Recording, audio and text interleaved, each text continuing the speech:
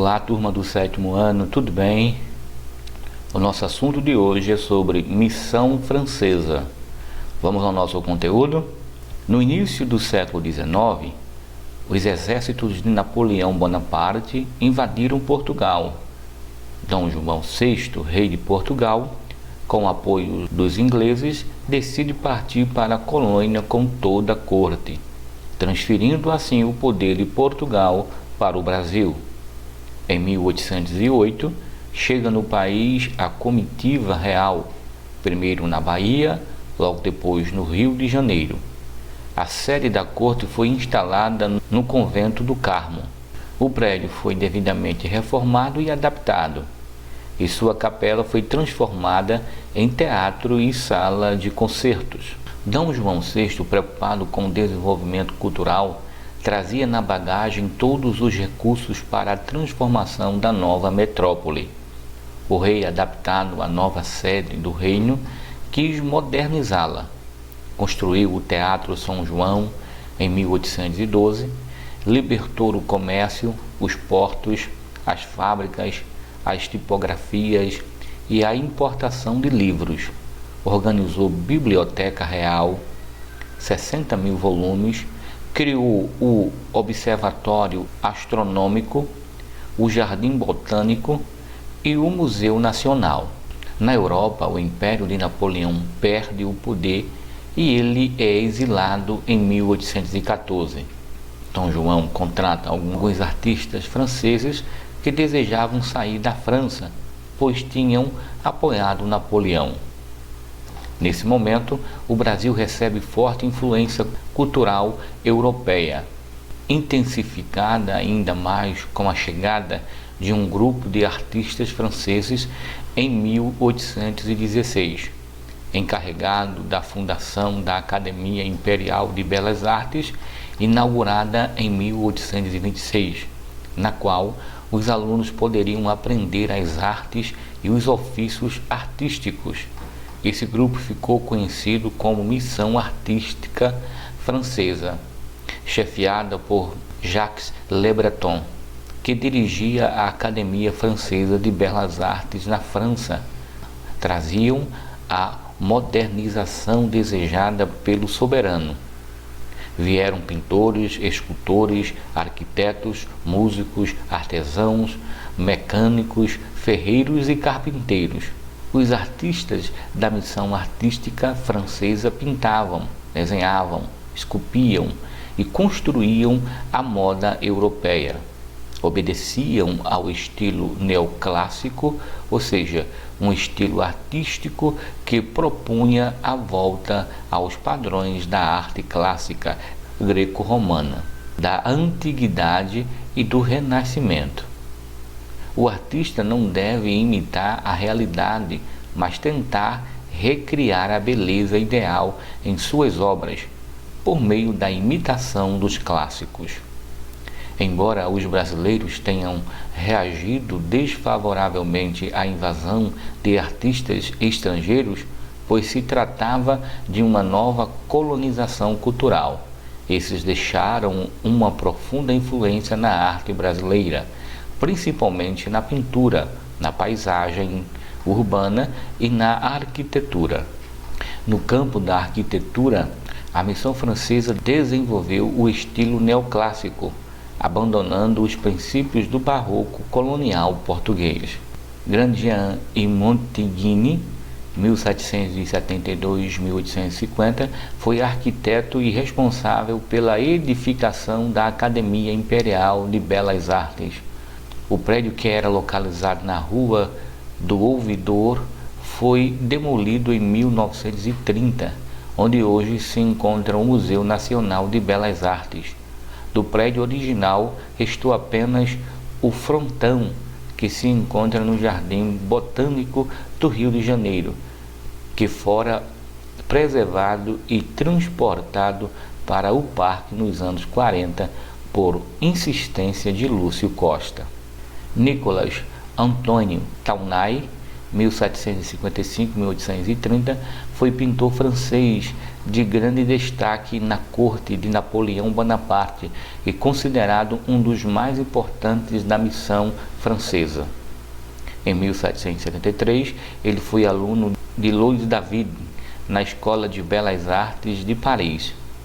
Em 1805, foi escolhido com outros pintores para retratar as campanhas de Napoleão na Alemanha. Com a queda do imperador, ele escreve à rainha de Portugal solicitando-lhe o apoio. Com o objetivo de serem contratados, ele e seus companheiros, por não se sentirem seguros na França devido às perseguições políticas, dessa forma, em 1816, ele viaja com sua família para o Brasil como integrante da missão artística francesa.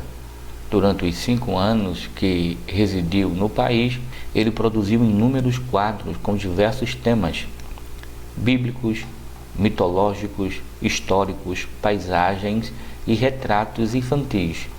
Deixou mais de 30 paisagens do Rio de Janeiro. Ainda atuou como um dos fundadores da Academia Imperial de Belas Artes. E em 1820 é nomeado professor da cadeira de pintura de paisagem da Academia.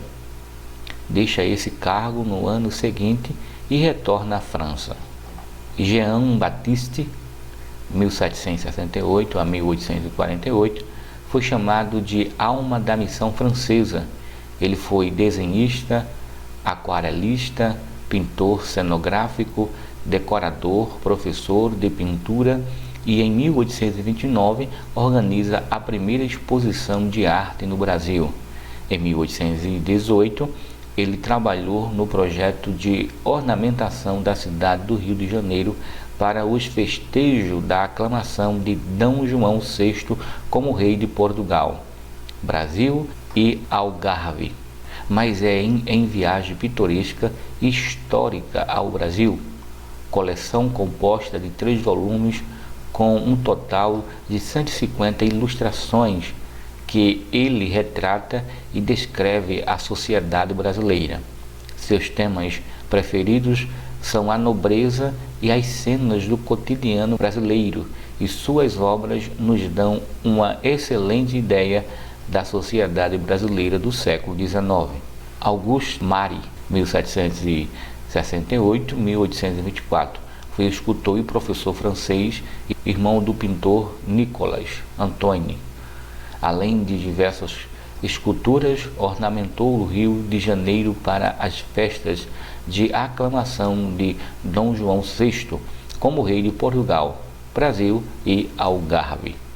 Nesse período também vieram para o Brasil outros pintores motivados pela paisagem luminosa e pela existência de uma burguesia rica e desejosa de ser retratada.